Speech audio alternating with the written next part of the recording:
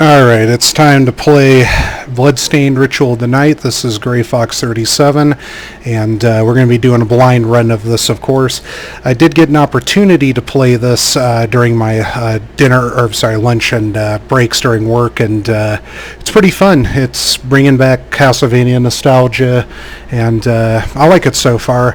I didn't really get too far, and I didn't get off the ship or anything because I didn't want to spoil anything big time, but we'll just do the introduction. I'll be reading it, of course, because Pikachu 23 is blind, and she's probably going to listen to this while she's on her vacation and everything. So we're all squared on that.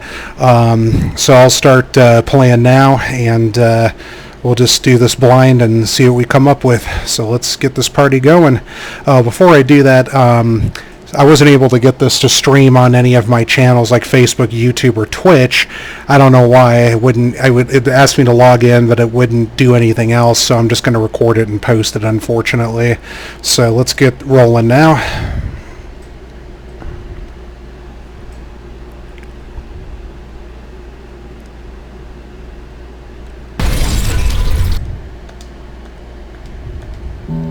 Unreal Engine.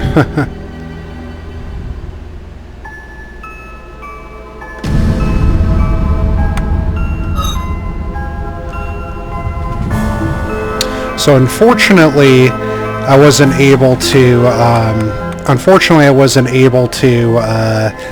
get the Zangetsu or Miriam, so it's going to be Miriam by default. I probably have to unlock Zangetsu, but that's okay. He's probably Richter mode anyway. So Miriam it is. So everybody who voted for Miriam, huzzah! So we're all set on that. So doing all the epic graphic settings. So yeah, like I was saying last night, it was easy to run this game. I didn't have any glitches or anything like that. So, you're okay there. Hard drive specs, basically running an i7 3770K overclocked to 4.2 gigahertz, 32 gigabytes of G-Skill RAM, and I've got multiple hard drives I'm recording this onto. GeForce GTX 980 Ti. It's basically overclocked by about 10 megahertz on the memory and on the GPU there, and 6 gigabytes standard RAM there. I eventually want to get a 1080 Ti. I don't really need the 2080 yet, but eventually I want to get the 1080 Ti just to get the 11 gigs of memory there. And last but not least, I'm using a old Logitech Dual Action gamepad. If you don't know what it looks like, it pretty much looks like a PS2 controller. There's no vibration in it or anything because I can't use my Pro controller from the Switch because my computer is basically 9 years old now, pretty much, and it's just or 7 years old, not 9. I'm sorry, 7 years old, and didn't come with Bluetooth setting on my motherboard. So I have an Asus Z77 Thermal Armor Sabertooth motherboard. Really good motherboard when I got it there. Still a great computer today. I can still play a lot of modern games and things like that at pretty good settings. Alright, Japanese language, of course, for the voice acting, and you can choose the blood to different things there. We'll just stick to standard red, of course. And artwork on this, you could tell it's a Kickstarter game because of the artwork on it. You'll see in the cutscene too, I kind of chuckled at it, but don't let it mar you from your experience. I mean, it's still really awesome regardless, and you'll see what I'm talking about. So this is pretty much the character I created here.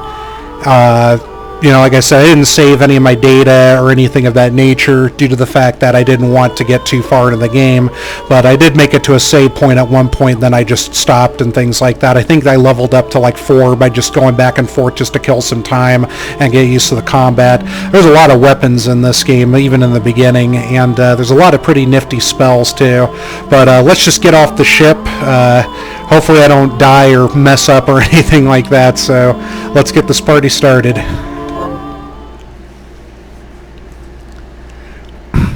I like how it gives you little helpful hints too while it loads up. That's pretty cool.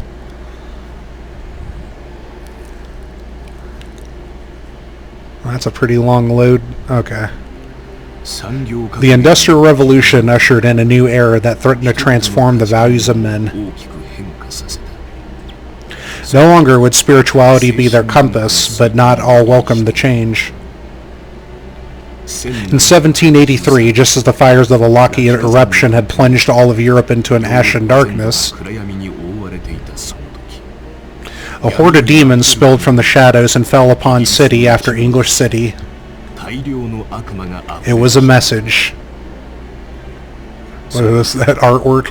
The Alchemy Guild, fearing the rise of industrialism and abandonment by their wealthy patrons, had done the unthinkable to defend their existence. Through recondite arts, the alchemists had created shard binders, humans transplanted with a crystal that attuned to their demonic power. They sacrificed the shard binders, and in doing so, through the gates of the world open to demonkind. Countless innocents died. And though the church succeeded in vanquishing the hell sent, a steep price had already been paid and collected. As for the shardbinders, they were presumed to have all died in the sacrificial rite.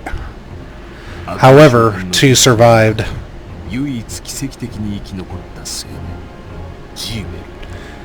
Giebel, a boy for whom, by some miracle, the rite did not prove fatal. And Miriam, a girl who spared the rite altogether on account of the strange slumber that took her just before it began. 10 years have passed, and mankind too soon forgets tragedy.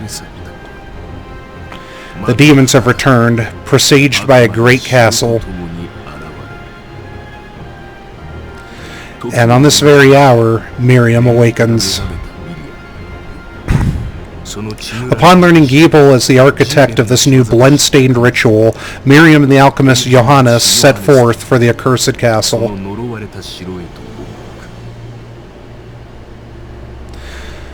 Their galleon cuts through the water, lancing towards the inevitable. Now we're talking.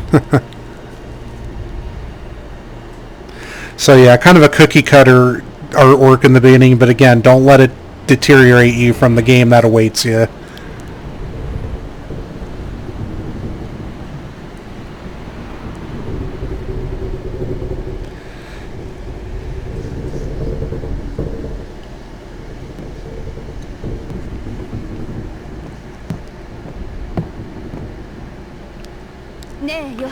Johannes, are you certain it was...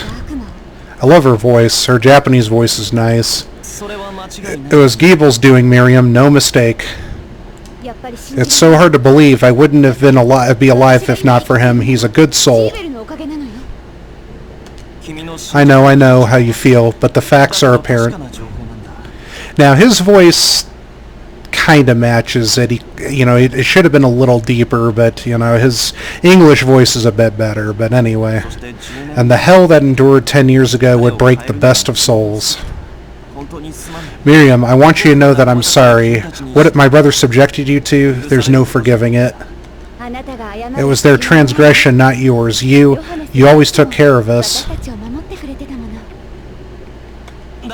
Obviously not enough. Well, let it go, Johannes. We need to focus on the task at hand. If Giebel's responsible for the summoning, then I have to stop him. I gave him my word. I ought to do it. He was my best friend. But I'm the only one who can. The shard experiments prepared me for combat. Let them amount to something. 10 whole years. What put me in that sleep? I wish I had the answer.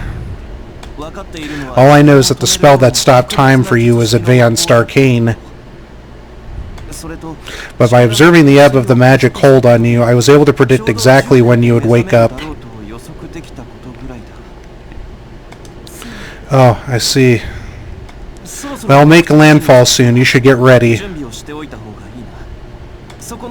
had the chest there packed with essential equipment. Now would be a good time to put it on. Alright, so basically, she kicks a lot with her default, with no gear and everything like that. Take out candles, of course, just like in the Castlevania games. See, the controls are pretty smooth. I haven't had any problems. I can jump pretty well, things like that. I can you can't slide yet, but oh, there we go. Actually, I was pushing the wrong button. You can't stomp though. I wish you could stomp, but what do I know? Maybe you can sometime, and then you can do like a jump kick. Apparently, if you can do like 10 jump kicks in the air in a row while you're in the air, that's like a achievement to Steam. So I found that out, and I wish you could talk to him again, but you can't. So here's what we're going to do. We're going to go ahead and get our equipment.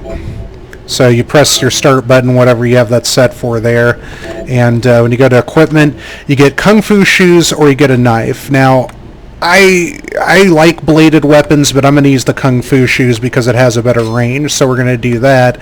And then there's the horns, the Ares horns that she's wearing there. Now you can actually customize her scarf, her headgear, and apparently her footgear too. So basically, I know that because I found because when you put the Kung Fu shoes on, you'll see what I'm talking about. So this is your equipment screen. Shards are basically where you're going to find like your magic and everything, so you can like create. Like Conjure is basically where you kind of just use like a sub-weapon if you were a Belmont, for example. Manipulative, haven't really fiddled with that much yet. Directional, like Miriam can move her hand around and stuff and open up things and activate things with it. It's pretty cool. I'll show that later. Passive, I think, is just going to basically, I mean, it's pretty much self-spoken for, just stat boosts and things of that nature. Maybe even like some being able to turn into something. Because, I mean, like Soma, for example, in Aria of Sorrow could turn himself into a bat. Maybe that's something like that, unless that's like manipulative. I don't know. And then Familiar, I did see it in the demo that they did have, or in some reviews of this, they did have a like fairies and demons following you, so that's pretty cool.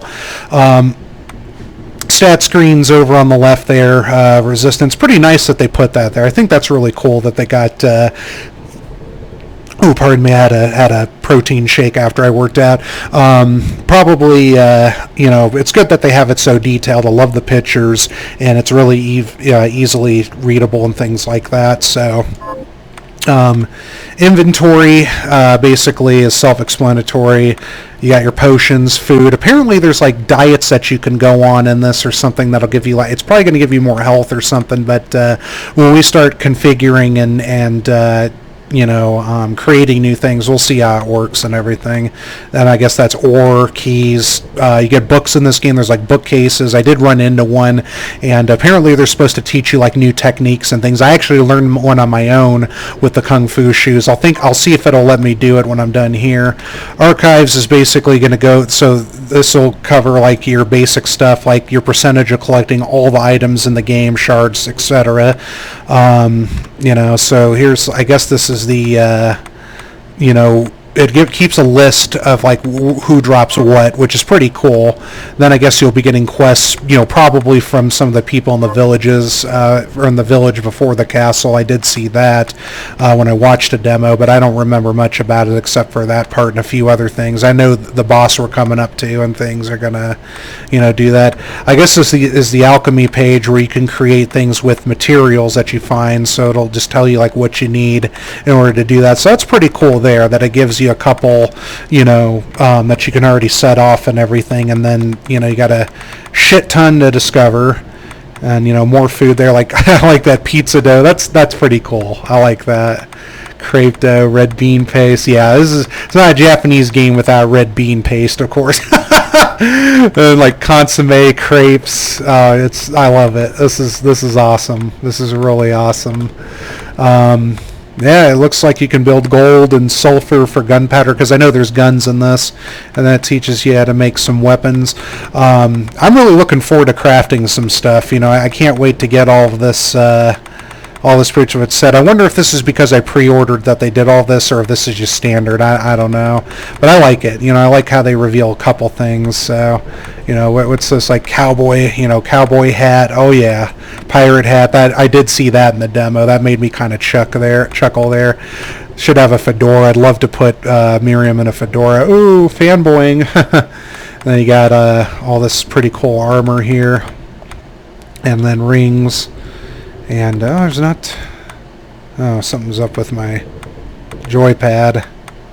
Yeah, this controller I've had for like years and years. I don't even know how long I've had it. Maybe like, I know I've had it for more than like 8 years, possibly even like maybe like, well, 6 to 8, something like that. So joystick might be a little off there.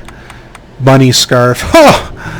Oh wow, bat wings, bunny scarf. I'd laugh if they had like some naughty suit in this or something, like a bunny suit or something. I'd laugh. It's Japan. What can I say? So you got all the shards. I guess they'll keep the list of shards that you can gather. But wait a minute, it says ingredients, so you can create shards in this. Maybe. Well, that'd be pretty cool.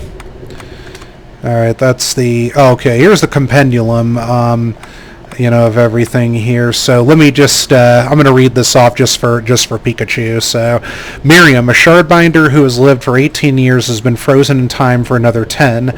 She was taken as a child by the Alchemy Guild and implanted with crystal that lets her wield demonic powers. Miriam was to be sacrificed in the Great Demon Summoning, but fell to a deep sleep and was spared. Now she has woken to the news that Giebel, a man she loves like a brother, may have opened the gates of hell once again. Pretty cool. Yeah, see, my joypad's like...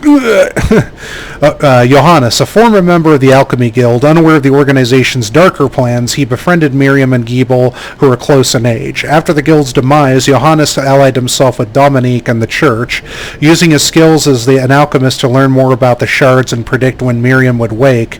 Together, they have vowed to go again to Giebel's castle and put a stop to his plans. Age 33. Dominique's probably that really busty priestess that will probably find in the village there, if I recall. Elements, so it's showing all the stuff that you can attack and defend against. Shardbinder, a term for people that the Alchemy Guild implanted with special crystal that binds with demonic power. The crystal infests the human body and, left unchecked, will corrupt it entirely. Johannes has found a way to temporarily halt Miriam's corruption, but he cannot reverse it.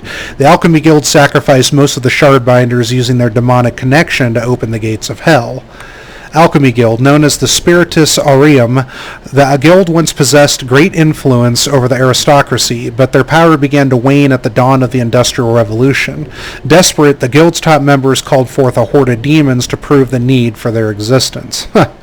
Wow, that's it's pretty sad there. The Hellhold, the castle Miriam is exploring, was summoned into the same space occupied by the former Alchemy Guild. Gee, and thus shares many of its features. So the Hellhold's the name of the castle. That's a pretty pimp name. I like that. Demons, the 72 demons of Solomon and the other creatures of hell that attend them.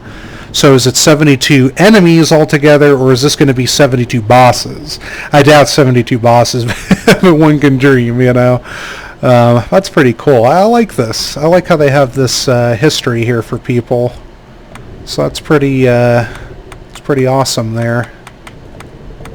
Okay. So I guess when you collect shards and stuff, it'll kind of give a description. That's pretty cool. So personal data, okay, so this will basically cover, so I've accumulated this stuff here. I've done more than this, but like I said, we're starting later. Blood volume.